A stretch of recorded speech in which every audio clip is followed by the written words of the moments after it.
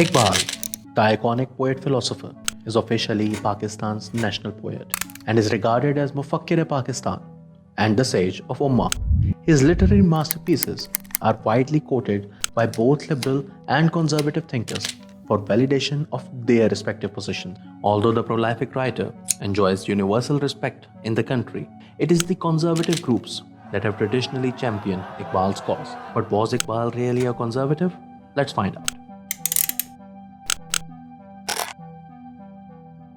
One of Iqbal's most iconic works is Reconstruction of Religious Thought in Islam. The book is a collection of Iqbal's essays on the need for reform in Islamic societies. The book is important, especially in the context of his famous Allahabad address to the All India Muslim League's annual session 1930. In this address, Iqbal presented the idea of an autonomous region for the Muslims of India. The reconstruction offers a radical view for a future Muslim state. Lecture 6, The Principle of Movement in the Structure of Islam, is a strong rejection of the practical confinement of the authority of ijtihad in the founders of the four dominant legal schools of Sunni Islam. The theoretical possibility of this degree of ijtihad is admitted by the Sunnis, but in practice it has always been denied ever since the establishment of the schools, inasmuch as the idea of complete ijtihad is constrained by conditions which are almost impossible to find in a single individual. Iqbal is of the opinion that Islam has an innate disposition for evolution. He writes, "But eternal principles, when they are understood to exclude all possibilities of change, which, according to Quran, is one of the greatest signs of God, tend to immobilize what is essentially mobile in its nature." He rejects the supposed finality of the religious law in the four fiqhs of Islam. Iqbal at one point quotes the 17th century English philosopher Thomas Hobbes. "It is, I think, the English thinker Hobbes who makes this acute observation that to have a succession of identical thoughts and feelings is to have no thoughts and feelings at all. Such is the lot of most Muslim countries today. They are mechanically repeating old values." He believes law of Islam is capable of evolution.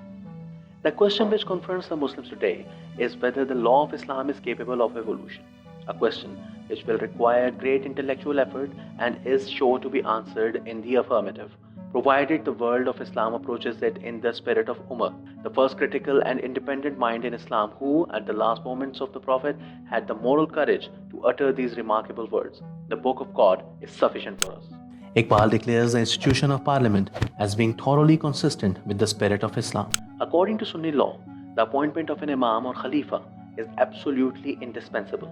The first question that arises in this connection is this: should the caliphate be vested in a single person? Turkey's ijtihad is that according to the spirit of Islam, the caliphate or imamate can be vested in a body of persons or an elected assembly. Personally, I believe the Turkish view is perfectly sound. The republican form of government is not only thoroughly consistent with the spirit of Islam, but has also become a necessity in view of the new forces that are set free in the world of Islam.